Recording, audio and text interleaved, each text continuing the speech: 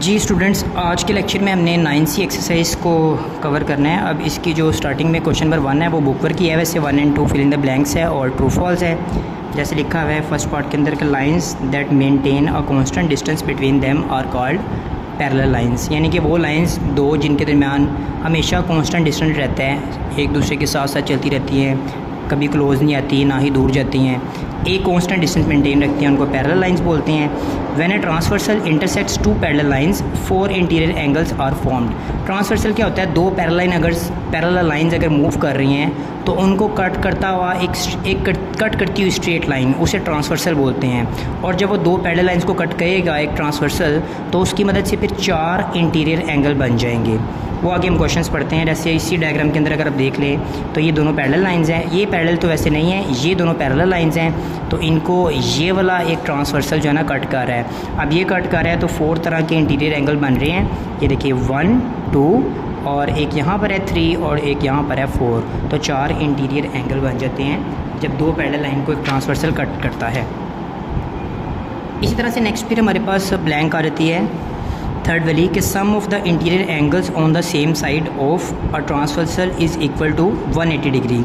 इसका मतलब क्या है? इसका मतलब है कि इंटीरियर एंगल्स जो हैं on the same side of transversal, यानी कि जैसे ये ट्रांसवर्सल है, इसकी एक ही साइड पर, यानी कि इसकी ये वाली साइड अगर हम कह देते हैं तो एक पॉइंट फ़र्ज़ करें हम ये ले लेते हैं, तो इसके ऊपर जितने भी एंगल्स होंगे दो ही होंगे, इनका सम जो है 180 के इक्वल होगा।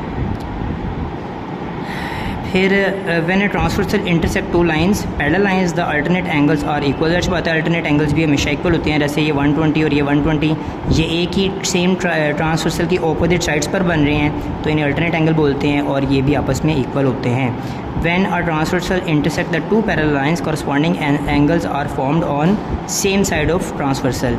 अब जैसे ये ट्रांसवर्सल है, ये दोनों तो ऑपोजिट साइड पर बन रहे हैं ना, एक ट्रांसवर्सल की राइट साइड पर बन रहा है, दूसरा ट्रांसवर्सल के लेफ्ट साइड पर बन रहा है, तो जो एंगल सेम साइड पर बने, जैसे एक यहाँ पर बन रहा है और एक यहाँ पर बन रहा है, तो उन्हें हम कोरस्पॉन्डिंग एंगल्स बोलते हैं। ये दोनों तो कोरस्पॉन्डिंग नहीं होंगे, अगर ये 120 है तो इसके कोरस्पॉन्डिंग ये वाला एंगल होगा जो सेम साइड पर बने एक ही ट्रांसवर्सल के हिसाब से, उसे हम क्या बोलते हैं? कोरस्पॉन्डिंग एंगल्स बोलते हैं। फिर ट्रू फॉल्स में आ जाते हैं। Corresponding angles added up to 180 degree, ये फॉल्स है।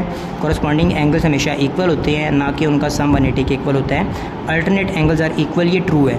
अल्टरनेट एंगल जैसे ये और ये इक्वल है, 120 है, इनकी अमाउंट वो भी नज़र आ रहा है। थर्ड में है transversal is always perpendicular to the parallel lines. अच्छा, ट्रांसवर्सल जो है वो परपेंडिकुलर नहीं होता पैरेलल लाइंस पर, जैसे नज़र आ रहा है एक ये दो लाइंस पैरेलल है, तो ये ट्रांसवर्सल ज़रूर है लेकिन ये इन पर परपेंडिकुलर नहीं है, कहीं भी 90 डिग्री का एंगल नहीं बन रहा। The sum of two corresponding angles is 360, ये भी गलत है। टू करस्पॉन्डिंग एंगल्स का सम कभी भी 360 के इक्वल नहीं होता, बल्कि करस्पॉन्डिंग एंगल्स हमेशा इक्वल होते हैं।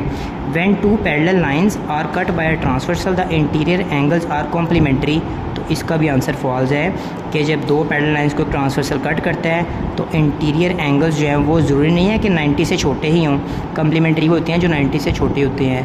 तो जैसे अगर ये कट हो रहा है, ट्रांसवर्सल दो पैरेलल को कट कर रहा है, तो इसमें ये एंगल जो बन रहा है इंटीरियर तो है लेकिन ये कॉम्प्लीमेंट्री नहीं है, बल्कि 120 या 90 से बड़ा है, तो ये फॉल्स होगी स्टेटमेंट।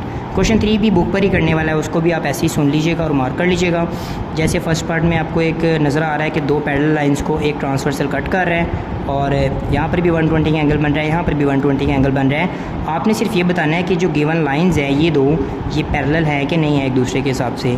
तो जब हमें एंगल्स एक ट्रांसवर्सल से इक्वल नज़र आ रहा है ना, या अल्टरनेट इक्वल एंगल नज़र आ रहे हैं, तो फिर इसका मतलब है कि ये दोनों लाइंस भी फिर पैरेलल हैं, तो इसका आंसर लिखेंगे yes, alternate angles are equal, इसी वजह से ये दोनों लाइंस पैरेलल हैं, येस। अब यहाँ पर देखें, ये दो अगर पैरेलल होती लाइंस, तो ये ट्रांसवर्सल अगर कट करता तो जितना एंगल उसने यहाँ बनाना था सेम एंगल यहाँ बनाना था, जबकि नज़र आ रहा है कि यहाँ पर 89 डिग्री का एंगल बन रहा है और यहाँ पर 87 डिग्री का एंगल बन रहा है। ट्रांसवर्सल एक ही है, वो भी तो एक स्ट्रेट लाइन ही है ना, तो उससे बेसिकली सेम एंगल बनाना चाहिए था, सेम कोरस्पॉन्डिंग एंगल बनाना चाहिए था, लेकिन एंगल में 2 का डिफरेंस आ गया है। That's why these lines are not parallel. और इसको देख लें आप, एक ये लाइन है और एक ये लाइन है, इन दोनों को देखें कि ये वाला ट्रांसवर्सल कट कर रहा है, उसने छोटी करके आपको डायग्राम दिखाई हुई है, तो इसके अंदर भी आप देखें कि ये 45 है, इसके दूसरा अल्टरनेट ऑपोजिट 45 का एंगल बन रहा है, तो ये फिर एंगल सेम है, तो इसका मतलब है ये और ये लाइंस पैरेलल हैं। डायरेक्शन इनकी ऑपोजिट ज़रूर है लेकिन पैरेलल हैं लाइंस। वेल क्वेश्चन नंबर 4 जो है ये मैंने आपके लिए कॉपी में सोल्व किया है, मैं आपको इसका दिखा देता हूँ यहाँ पर इस तरह से। अच्छा, इसके अंदर क्या है कि डायग्राम जैसे ये फर्स्ट पार्ट की बनी है, मैंने यहाँ पर डायग्राम बनाई और इस डायग्राम के अंदर आपको एक्स की वैल्यू फाइंड करना है। तो नज़र आ रहा है कि ये एक ही लाइन के ऊपर दोनों एंगल हैं और एक ही लाइन पर जितने भी एंगल्स हों उनका सम जो है वो 180 के इक्वल होता है। तो इसलिए मैंने x + 130 को 180 के इक्वल कहा और सप्लीमेंट्री एंगल्स रीज़न लिख दी और 135 राइट पर आकर 180 में से माइनस हो जाएगा तो x की वैल्यू 45 डिग्री आ जाएगी।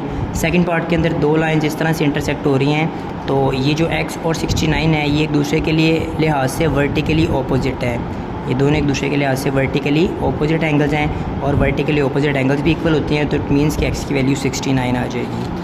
थर्ड पार्ट के अंदर दो पैरेलल लाइंस हैं, उनको एक ट्रांसवर्सल कट कर रहा है। अब देखें एक्स और 125 ये दोनों सेम साइड पर आ रहे हैं, ट्रांसवर्सल की सेम साइड पर भी हैं और एक तरह से दिखा रहे तो इनमें कोरस्पॉन्डेंस भी है, यानी कि इस पैरेलल लाइन के ये इस साइड पर है, बिलो है, तो इस पैरेलल लाइन के भी बिलो है। ठीक है, तो इट मीन्स कि एक्स एंड 125 कोरस्पॉन्डिंग है, कोरस्पॉन्डिंग एंगल्स भी इक्वल होते हैं, तो एक्स की वैल्यू 125 आ जाएगी, ऊपर एक्स की वैल्यू 69 है। तो ये शॉर्ट क्वेश्चन है, देख कर ही पता लग जाते हैं इनके आंसर क्या होंगे। फोर्थ पार्ट में देखें कि दो पैरेलल लाइंस ये हैं, ऊपर वाली और नीचे वाली, उनको एक ट्रांसवर्सल कट कर रहा है। अब y और 140 ये दोनों एक दूसरे के लिहाज से अल्टरनेट एंगल्स हैं, अल्टरनेट एंगल्स भी इक्वल होते हैं, तो इट मीन्स कि y की वैल्यू 140 आ जाएगी कंपैरिजन करने से। लास्ट वाला पार्ट थोड़ा सा कह लें कि लेंथी नहीं है, मतलब उसमें ये कंसेप्ट यूज़ हो रहा है कि ये दो एंगल्स अब कोरस्पॉन्डिंग नहीं है, ये सेम साइड पर ज़रूर है लेकिन एक ऊपर वाली लाइन के बिलो है और दूसरा एंगल नीचे वाली लाइन के अबव है, तो इन्हें बोलेंगे इंटीरियर एंगल, इन्हें अल्टरनेट इंटीरियर एंगल्स बोलेंगे और अल्टरनेट इंटीरियर एंगल्स का सम 180 के इक्वल होता है। तो इसलिए मैंने z की वैल्यू फाइंड करने के लिए ये z लिखा हुआ है, z + 138 को 180 के इक्वल किया क्योंकि ये इंटीरियर एंगल है, तो 180 में से 138 राइट पर आकर माइनस हो जाएगा, 180 में से 138 माइनस करेंगे तो z की वैल्यू 42 डिग्री आ जाएगी। क्वेश्चन नंबर 4 जो है वो कम्प्लीट हो चुका है। इसके बाद हम मूव कर रहे हैं नेक्स्ट क्वेश्चन पर, क्वेश्चन नंबर 5 पर। अब क्वेश्चन नंबर 5 की डायग्राम मैंने यहाँ पर अब किसी क्वेश्चन की नहीं बनाई, डायरेक्ट उनको सोल्व किया है। आप डायग्राम बुक से देखेंगे और क्वेश्चन यहाँ नोट से देखेंगे।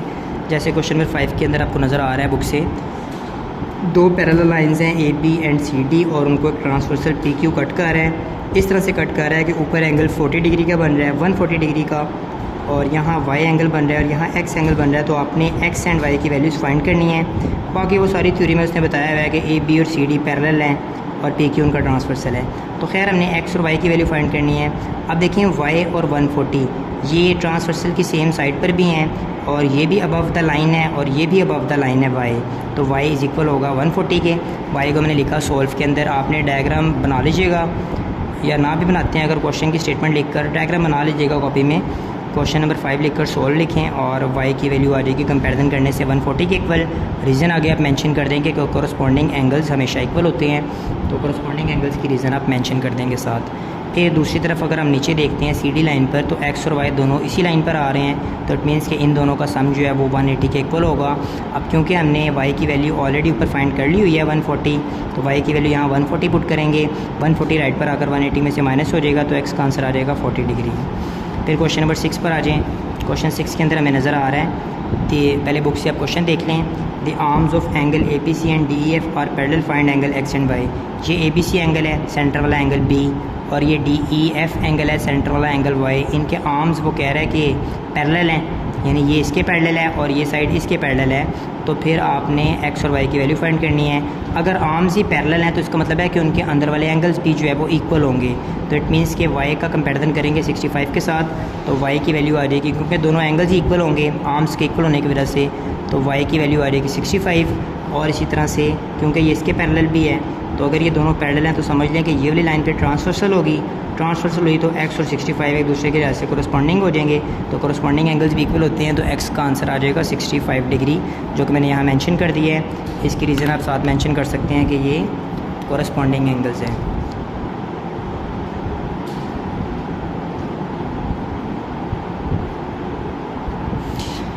ठीक हो गया। इसके बाद क्वेश्चन नंबर 7 है, उसकी भी डायग्राम पहले डिस्कस कर लेते हैं। आपको नज़र आ रहा है एक बॉक्स बना हुआ है, इसके अंदर ऊपर भी दो एक लाइन है ए बी और नीचे भी एक लाइन है सी डी, और पी क्यू और एल एम दो परपेंडिकुलर लाइंस हैं। इन दोनों लाइंस पर उसने ऊपर लिखा हुआ है कि जो पी क्यू है वो बेसिकली परपेंडिकुलर है ए बी साइड पर, इस साइड पर परपेंडिकुलर है ऊपर वाली साइड पर, और जो एल एम है वो सी डी साइड जो नीचे वाली साइड है उस पर परपेंडिकुलर है। और क्योंकि ये दोनों खुद भी पैरेलल हैं A B and C D, तो इन दोनों के पैरेलल होने की वजह से हमें पता लग जाएगा कि पी क्यू साइड और एल एम साइड भी इक्वल होंगे और पैरेलल भी होंगे। तो अगर हमें पी क्यू की वैल्यू 1.4 दी हुई है, बुक के अंदर नज़र आ रहा होगा आपको पी क्यू की वैल्यू 1.4 दी हुई है, तो आपको एल एम फाइंड करने के लिए कहा जा रहा है। तो उसके लिए यही करेंगे कि ए बी सी डी के पैरेलल है, तो ये भी दिया हुआ है कि पी क्यू ए बी पर परपेंडिकुलर है और एल एम सी डी पर परपेंडिकुलर है, तो इट मीन्स कि फिर पी क्यू और एल एम भी क्या होंगे, इक्वल होंगे। तो जितना पी क्यू की वैल्यू है 1.4 उतनी ही एल एम की वैल्यू होगी 1.4। यही इसका आंसर है।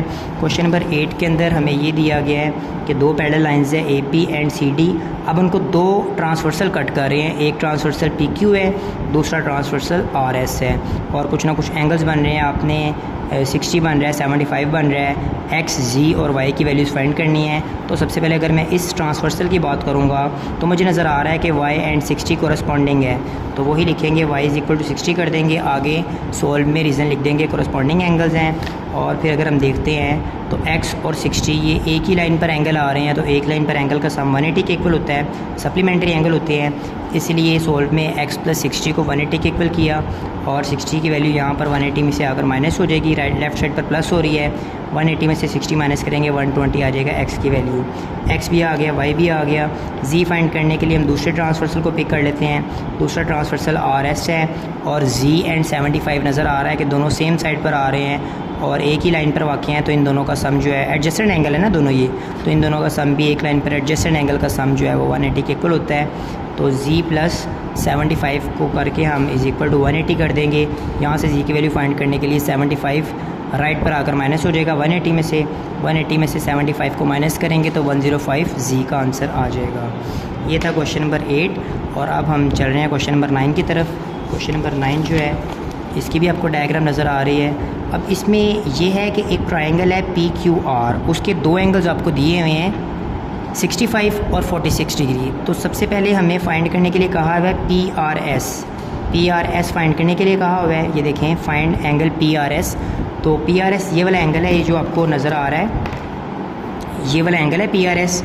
लेकिन इसको हम कैसे फाइंड करेंगे, इसको फाइंड करने के लिए ज़रूरी है दो काम होते हैं, या तो आप अंदर वाले दोनों एंगल्स को प्लस कर दें तब भी इसका आंसर आ जाता है, या पहले आप ये जो अंदर इंटरनल एंगल है ना ये इसको फाइंड कर लें। तो मैंने इसको इसी मेथड से करवाया है कि पहले इंटरनल जो थर्ड एंगल है आर वाला, क्यू आर पी वाला, वो फाइंड कर लेते हैं। तो पी आर क्यू फाइंड करने के लिए क्या करेंगे, हम ये करेंगे कि हमें पता है कि एक ट्रायंगल के अंदर तमाम एंगल्स का सम 180 डिग्री के इक्वल होता है। तो एक ट्रायंगल के अंदर तीन ही एंगल्स हो सकते हैं, जैसे ये 65 है, ये 46 है, और ये फाइंड कर लेंगे पहले अंदर वाला। तो इसको पी आर क्यू कहा मैंने, angle P R Q will be equal to, अब चूँकि इन तीनों का सम 180 के इक्वल है तो इसका मतलब है 180 में से इन दोनों को माइनस कर देंगे तो ये एंगल पी आर क्यू आ जाएगा। तो मैंने यहाँ पर यही किया है, 180 में से 65 और 46 दोनों को माइनस किया, पहले माइनस कर दिया तो जो आंसर आया 69 डिग्री, वो हमारे पास ट्रायंगल का ही तीसरा एंगल आया, ये वाला अंदर वाला 69 डिग्री। लेकिन हमें फाइंड करना है बाहर वाला एंगल पी आर एस, तो हमें पता है कि जो पी आर एस है वो इस ट्रायंगल के आउटसाइड आ रहा है, और अगर हम आर पॉइंट को देख लें तो ये दोनों एंगल्स अंदर वाला और बाहर वाला ये एक ही पॉइंट पर है, और एक पॉइंट पर तमाम एंगल्स का सम, एक लाइन पर तमाम एंगल्स का सम वो होता है 180 डिग्री के इक्वल। तो इसलिए फिर जो हमने एंगल फाइंड किया 69, और जो पी आर एस है बाहर वाला एंगल उनका सम 180 के इक्वल है।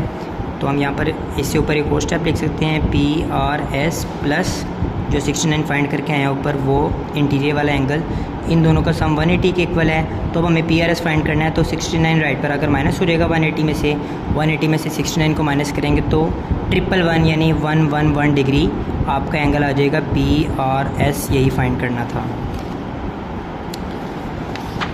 इसके बाद इस एक्सरसाइज का क्वेश्चन नंबर 10 है, और ये सिंपल एक बेसिक से क्वेश्चन है, इसमें कुछ भी कॉपी में करवाने की ज़रूरत नहीं है, आप सिर्फ इसको ऐसे ही अंडरस्टैंड करेंगे आपको आइडिया हो जाएगा।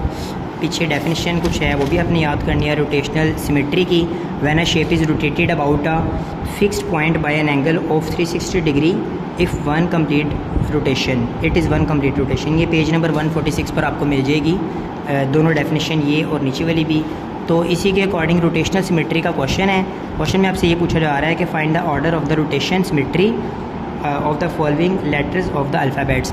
आपने रोटेशन सिमेट्री बताना है। रोटेशन सिमेट्री क्या होता है कि हम इस एच लेटर को कितनी बार रोटेट करें कि ये दोबारा से एच बन जाए। अब आपने ख्याल करना है कि अगर मैं इसको एक बार रोटेट करूँगा, ये एच है, इसको मैं इस तरह से लिख दूँगा तो ये शेप कुछ इस तरह से बन जाएगी, इस तरह से एच नहीं होगा। लेकिन जब मैं इसको दूसरी मरतबा दोबारा रोटेट करूँगा इसी डायरेक्शन में, क्लॉकवाइज डायरेक्शन में, तो ये फिर से हमारे पास एच बन जाएगा। तो इसलिए यहाँ पर 2 लिखा कि इसके लिए 2 रोटेशन रिक्वायर है वापस से इसको एच बनने के लिए। इसी तरह से सेम एन के लिए है। एन को जब मैं एक मरतबा रोटेट करवाऊँगा तो एन हमारा इस तरह से हो जाएगा। जब मैं इसको क्लॉकवाइज रोटेट करवाऊँगा तो एन हमारा इस तरह से हो जाएगा, ये चीज़ बन जाएगी। और फिर जब इसको दोबारा से क्लॉकवाइज रोटेट करवाएंगे तो वापस हमारा एन इस तरह से बन जाएगा। एन वापस एन में आने के लिए 2 रोटेशन चाहिए होते हैं, तो यहाँ पे भी 2 है। थर्ड पार्ट में पीछे बुक के आंसर 4 लिखा हुआ है, लेकिन इसको अगर आप 2 टाइम्स इसको रोटेट करवाते हैं तो वापस आपको इसका मतलब मिल जाएगा। इसकी जो रोटेशन सिमेट्री है वो 2 ही है, मतलब इसमें 2 मरतबा रोटेट करवाएंगे तो वापस आपको x मिल जाएगा। तो इसका आंसर भी 2 है। पीछे इसका आंसर ठीक नहीं लगा हुआ, 4 लगा हुआ है, तो इसका आंसर भी 2 है। सिमिलरली आई को जब आप एक मरतबा रोटेट करवाएंगे अलॉन्ग एंटी क्लॉकवाइज जब आप रोटेट कराएंगे तो ये इस तरह से स्ट्रेट हो जाएगा, हॉरिजॉन्टल हो जाएगा, ठीक है। और जब आप इसको दोबारा क्लॉकवाइज करवाएंगे तो ये दोबारा से वर्टिकल होकर दोबारा से आई लगने लगेगा। तो इसके लिए भी 2 रिक्वायर्ड है, और एस के लिए भी हमें 2 रोटेशन सिमेट्री रिक्वायर्ड है वापस इसको एस बनाने के लिए। एक मरतबा जब हम एस को करेंगे, रोटेट करवाएंगे क्लॉकवाइज डायरेक्शन के अंदर, तो ये एस हमारा कुछ इस तरह से बन जाएगा, ये इस तरह से बन जाएगा। और फिर दोबारा से हम इसको रोटेट करवाएंगे क्लॉकवाइज डायरेक्शन में तो ये एस वापस हमारा प्रॉपर एस की तरह दिखाई देने लगेगा। तो 2 ही सबका आंसर है कि 2 रोटेशन सिमेट्री रिक्वायर्ड है। फिर क्वेश्चन नंबर 11 में पूछा जा रहा है कि the given figure have been rotated clockwise, find the angle through which the figure is rotated. अब इसमें वो बता रहा है कि इसको रोटेट करवाया गया है क्लॉकवाइज, आपने बताना है कितने एंगल से करवाया गया है। अब जब मैं यहाँ से ये शेप बनी है, अगर मैं इसको एक मरतबा क्लॉकवाइज डायरेक्शन में रोटेट करवाऊँगा 90 डिग्री के एंगल पर, तो ये शेप कुछ इस तरह से बन जाएगी, इस तरह से, ठीक है। जबकि जब इसको दोबारा से करवाएंगे 90 पर क्लॉकवाइज डायरेक्शन में तो ये दोबारा से शेप इस तरह से हो जाएगी जैसे आपको नज़र आ रहा है। तो 2 मरतबा रोटेशन इसमें रिक्वायर्ड हुई है क्लॉकवाइज डायरेक्शन में, तो एक मरतबा रोटेशन 90 डिग्री की होती है, तो 90 + 90 180 डिग्री के एंगल से ये पूरी शेप रोटेट होकर बनी है। और इसी तरह से आई को अगर हम देखते हैं तो इसको एक मरतबा हम सिर्फ क्लॉकवाइज डायरेक्शन में रोटेट करवा देते हैं 90 के एंगल पर, तो ये हमारे पास जो है ना सेम हॉरिजॉन्टल लाइन में आ जाएगा। तो इसलिए मैंने लिखा है कि ये 90 डिग्री के एंगल पर रोटेट हुई है। लास्ट क्वेश्चन है इस एक्सरसाइज का, question number 12, right the order of rotational symmetry. तो इसका भी आपने ऑर्डर ऑफ रोटेशनल सिमेट्री बताना है कि हम इस शेप को कितनी मरतबा रोटेट करवाएं सेम डायरेक्शन में कि ये वापस यही शेप लगने लगे। तो अगर हम इसको एक मरतबा रोटेट करवाएंगे तो ये पैरेललोग्राम है एक, तो ये थोड़ी सी इसके चेंज हो जाएगी। और जब हम इसको यानी कि अगर हम इसको एक मरतबा रोटेट करवाएंगे क्लॉकवाइज डायरेक्शन के अंदर 90 के एंगल पर, तो ये शेप कुछ इस तरह से बन जाएगी, ये शेप हमारी कुछ इस तरह से दिखाई देने लगेगी। और फिर इसको दूसरी मरतबा जब हम सेम एंगल के साथ 90 के एंगल पर क्लॉकवाइज डायरेक्शन में रोटेट करवाएंगे तो यही शेप वापस ये चीज़ बन जाएगी। तो इसलिए इसकी रोटेशंस 2 रिक्वायर्ड हैं। तो स्टूडेंट्स ये आपने इसके MCQs भी करने हैं, ठीक है, वो आप हेल्प के लिए खुद से कीजिएगा, थ्योरी पीछे से पढ़िएगा। डेफिनेशन जितनी इस चैप्टर में ग्रीन हेडिंग में मार्क हुई हुई हैं, बोल्ड हुई हुई हैं, हाईलाइट हुई हुई हैं, वो भी सब आपने करनी है चैप्टर नंबर 9 की भी। और उसी डेफिनेशन में से या थ्योरी में से आपको MCQs के आंसर मिल जाएंगे, वो आपने खुद से कर लेनी है। थैंक यू स्टूडेंट्स, अल्लाह हाफिज़। 9B एक्सरसाइज हमारी कंप्लीट हो चुकी है, बल्कि 9C ही हमारी कंप्लीट हो चुकी है।